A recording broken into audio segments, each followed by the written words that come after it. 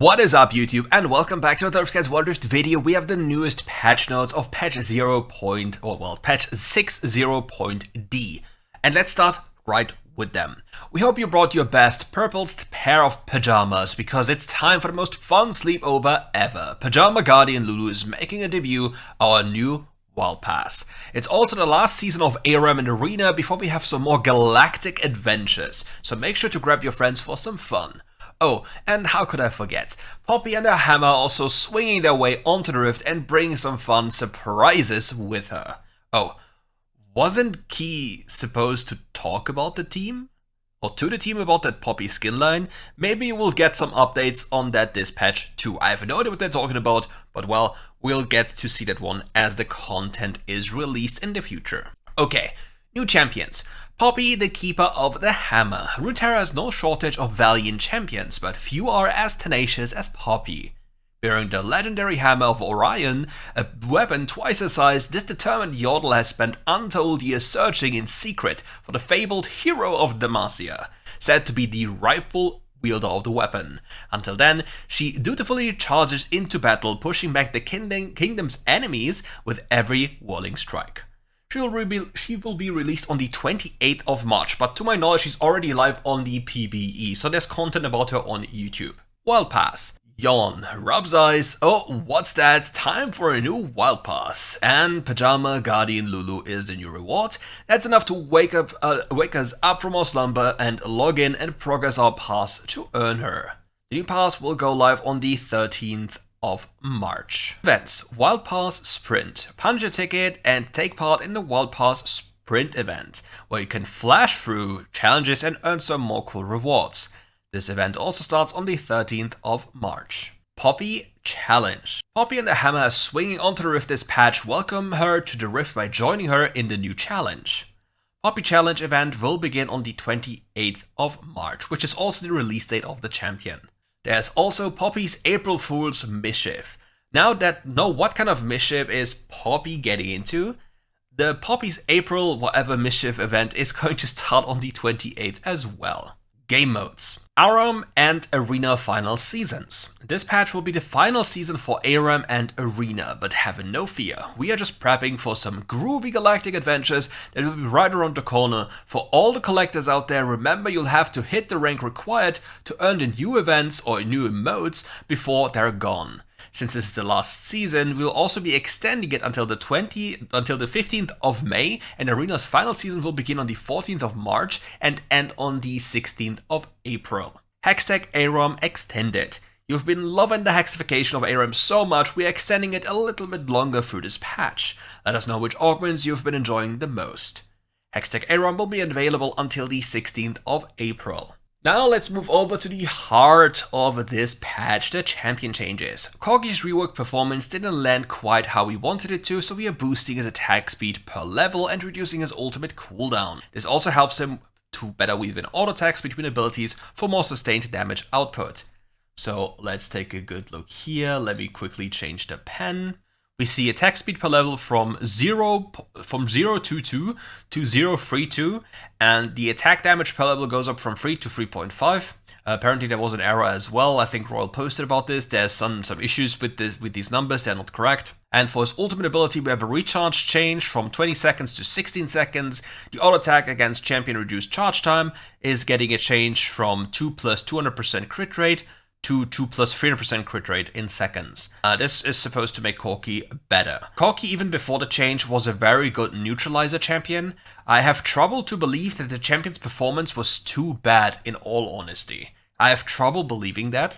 I think it's just people picking the champion up, and Riot really hates when champions underperform that have been either reworked or newly released. Like, give it a bit of time and suddenly Corgi is going to be the G tier champion of the patch for whatever reason, even though he has been in the same power level for quite some time. But yeah, as Riot operates, this is perfectly normal. Annie. We've improved Annie's mid-game laning and ganking potential, allowing her to leverage her strength earlier and provide more support for her teammates. How is that gonna make sense? Ability Disintegrate. The mana cost have been reduced by 15 on level 1 and 15 across all ranks, so yeah, we have a 15 mana reduction here. And for the first ability's damage, we actually have a 5 damage buff on each level, stacking up to a 15 damage buff flat, plus a 5% AP scaling buff, and we have a movement speed buff of 5% on the shield on the first rank already. So you see, this, by the way, Annie wasn't weak. Annie was simply underplayed. That's basically it, because Annie has been one of these champions that one-shot you, and she still kinda does.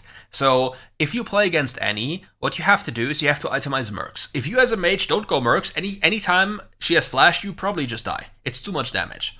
So you have to keep that one in mind. But outside of this flash combo, she has nothing available to her. That's something you have to really keep in mind. But given that we talk in the context of WildRift, people constantly underestimate this combo and will fall victim to it all the time. So this buff is a lot scarier than it seems to be at face value. Okay, Lucian.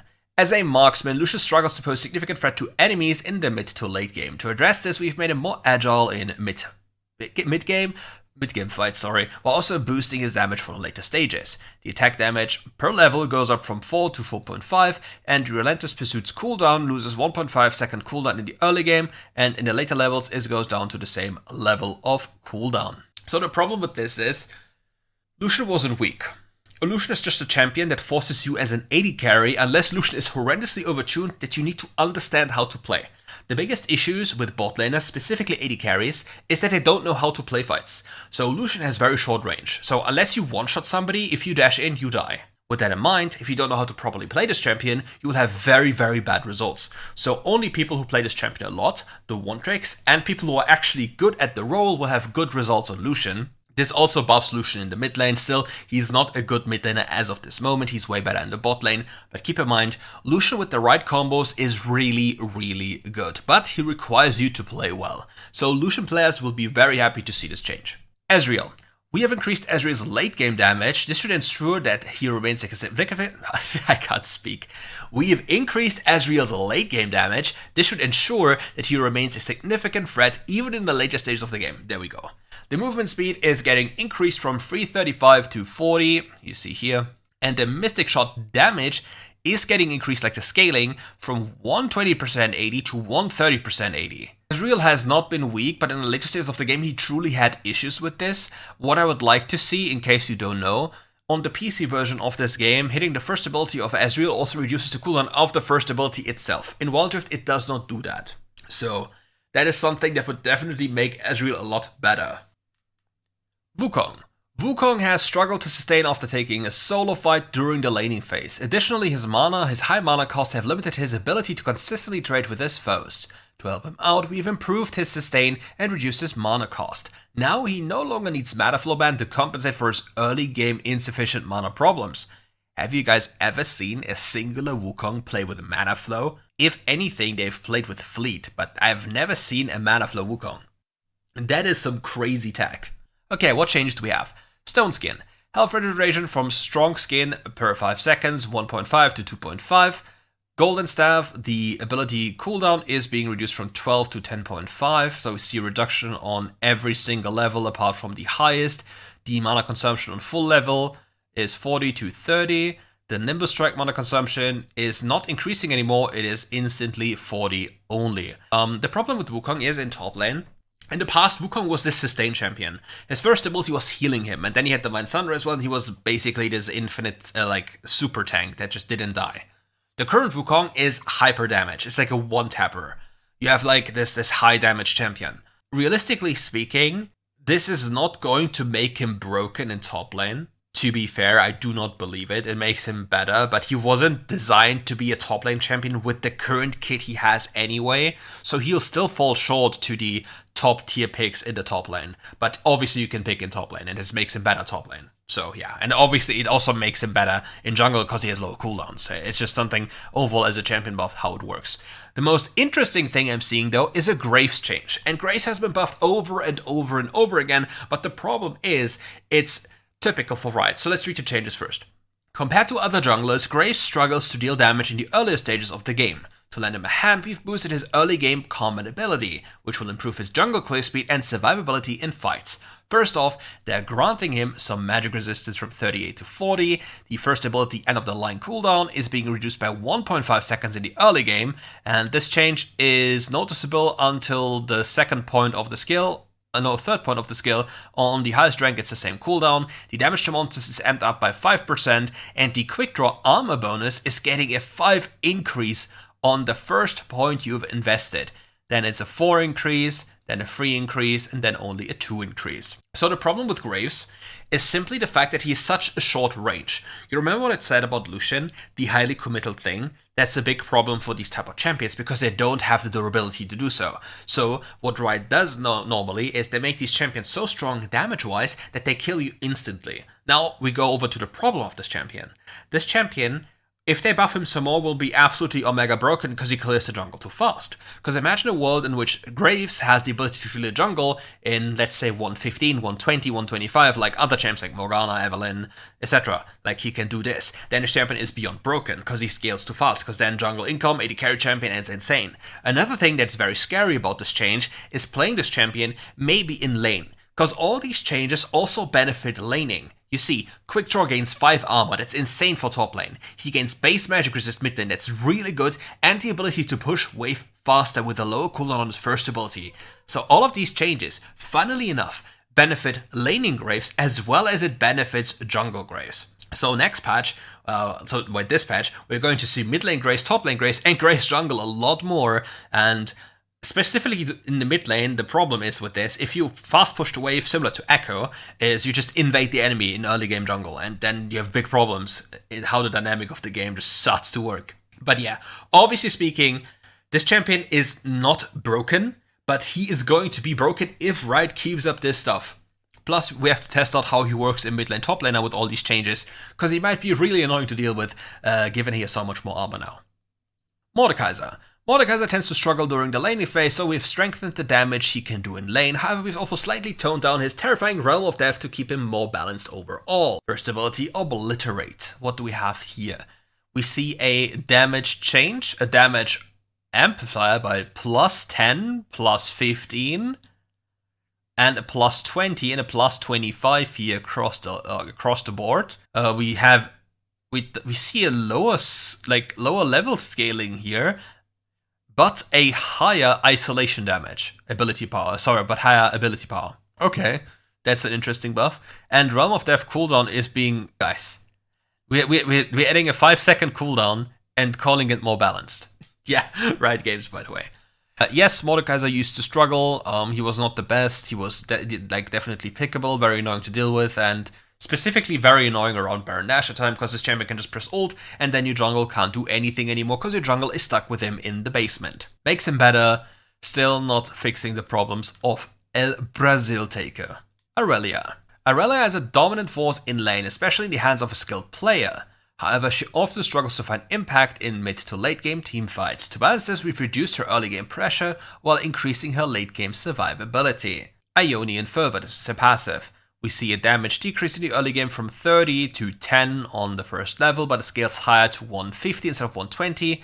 The scaling remains the same. The first ability's damage is getting a 5 damage reduction here across the board, but a 5% AD ratio increase, as well as the health regen. The health regen is getting nerfed in the early game, but increased in the late game. I don't understand this. How is this so-called more survivability? Like, yeah, you heal for more, but that doesn't really do anything, no? The healing at this point really doesn't do much. We're talking about, I think, level 6, level 7. This is not going to change much. This here is way more, like, either problematic or broken, because it's a 20 damage differential, and to see how it scales up in the game. But this is not really giving him more survivability. If anything, it gives him more damage late game, which is factually true.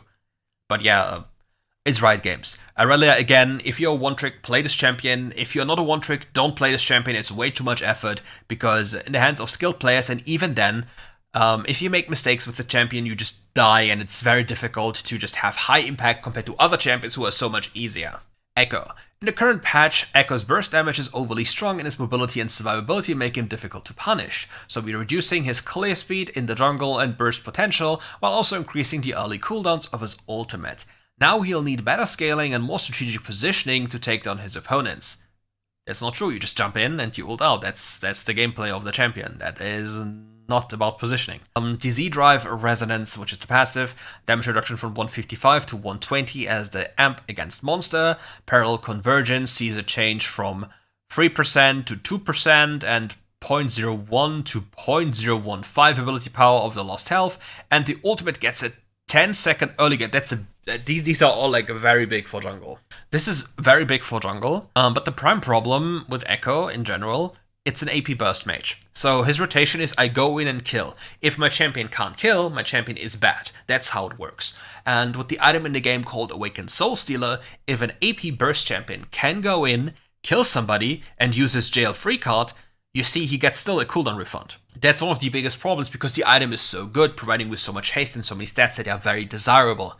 But any AP champion who goes in and can't kill is automatically bad. That is the big problem with this. It doesn't fix the mid lane issue of Echo, where he just throws Q into the wave and walks into your jungle. That isn't fixed, which is very toxic gameplay, which is arguably even worse to deal with than jungle Echo. But I hope they actually deal with this in the near future, because honestly, if you play against Echo mid lane, there's just nothing you do.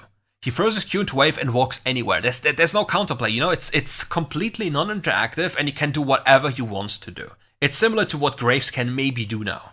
That's one of the problems. Bessa. We're slowing down on Bessa's jungle clay while also reducing her overall damage and sustain. She'll now need to be more cautious when choosing her moment to strike. Bessa, Drakehound's Step. Changes. 1 plus champion level times 4 plus 2%. 2. 1 plus champion level times 3 plus 1.5. Decent damage nerf. Damage ump of the first ability nerfed on monsters by 10%. And the public execution health regeneration is being changed. Let me quickly take a look. So this is the old one. 50 to 100.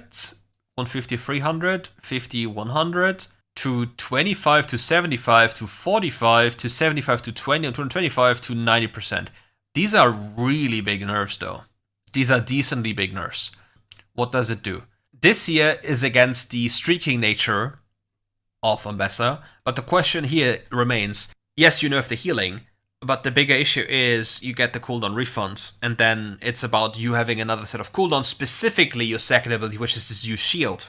So that is to be kept in mind. But good changes into the right direction. Ambessa wasn't really played in top lane, she was primarily a jungle champion. So here we are, these changes are primarily aimed at that one.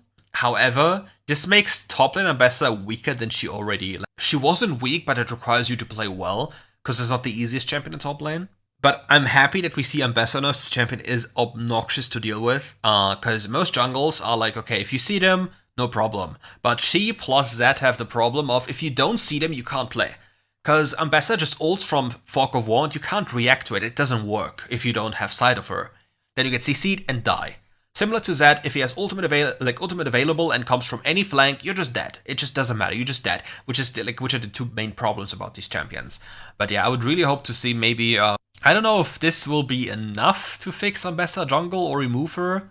But yeah, it's definitely a step in the right direction. But kit-wise, unless her clear is completely gutted, which needs to be tested, she's still going to be fine. Gameplay changes. MANAMUNE. Compared to the other tier of the goddess items, MANAMUNE stacks at a slower pace. We've improved its stacking efficiency, so if you choose this item, you can be more effective in the mid-game.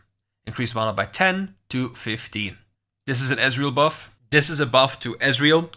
Potentially Corki if you want to build this item. The MANAMUNE Lucian build, the MANAMUNE Fiora build, MANAMUNE Kayn jungle build, like every of the users that previously used or could use MANAMUNE is more incentivized of building this item to stack it faster. The big questions here, like I usually, because you usually have like fights around 5, 10, 12. The question is, at which periods you will have the Muramana stacked. Because if you still get it stacked like around here, like in this period here, it doesn't really make that much of a difference unless you're actively looking for fights.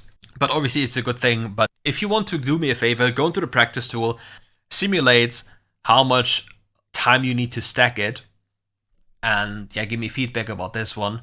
Because normally you have boots, MANAMUNE, then it's like 2,700 plus 1,400 gold down the drain. That's 4,100 gold until you actually have this item start stacking.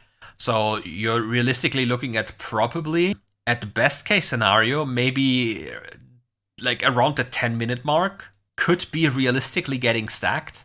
I think that's just, you know, like some quick muffs, which don't have to be correct at all.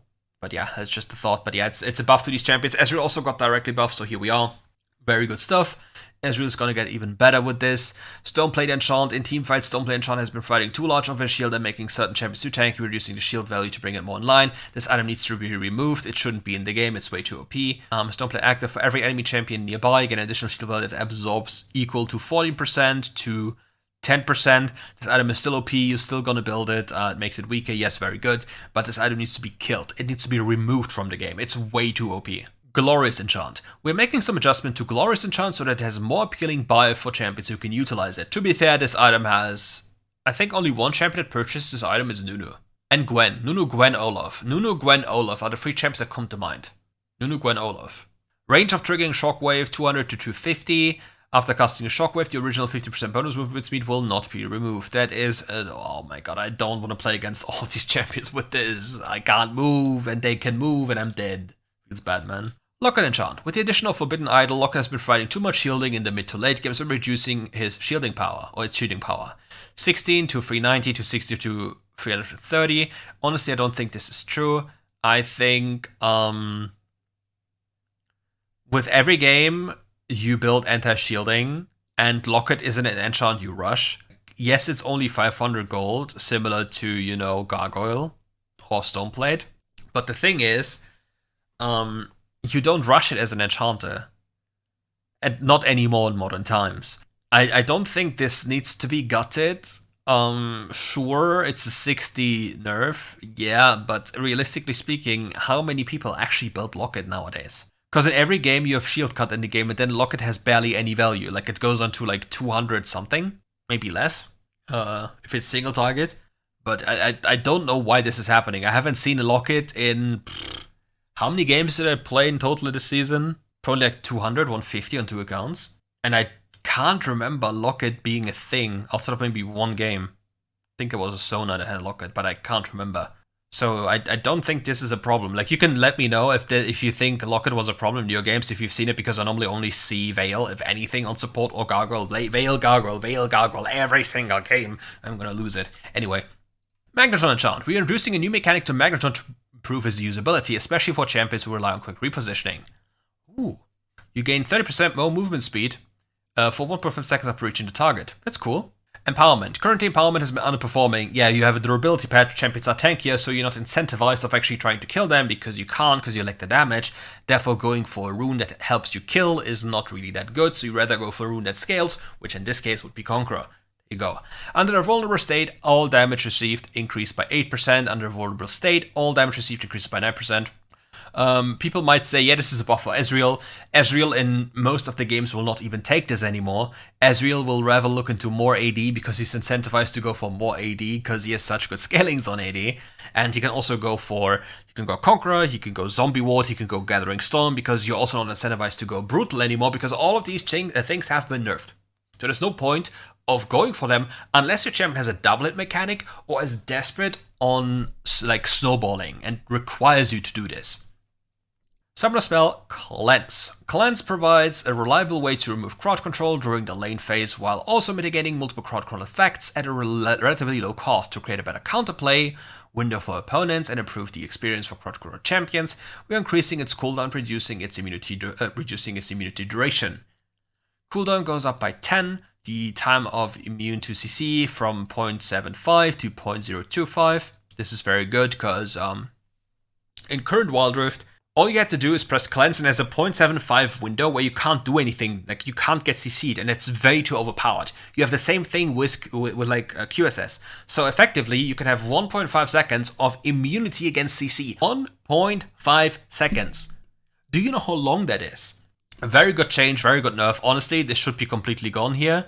QSS and Cleanse should not have an immunity duration, but I know it's mobile, so we just keep it easier. It's a good nerf, it's still a very broken summoner spell, so don't worry.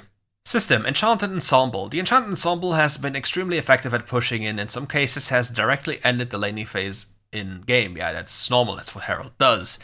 Which can in return place too much pressure on laners. To help with this, reducing the damage it can do to turrets. The damage on the hitting the turret is 60 to 50% of the turret's maximum HP now. Yeah, sure, I mean, dragons are still not attractive enough, so yeah, you still go for Herald.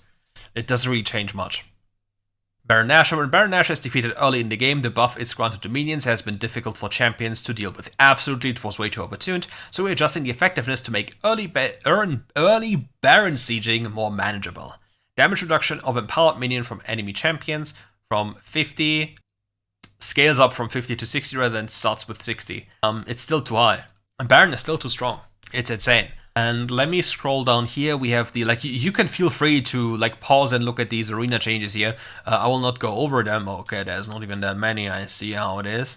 But yeah, here are the last skins as well. And that is, I guess, it for this video. That is it for the patch. We have some clear winners, which is Ezreal. Corki's getting better. All MANAMUNE champions are on the rise. Lucian also got, again, a bit better. And yeah, we're at the end of this video today.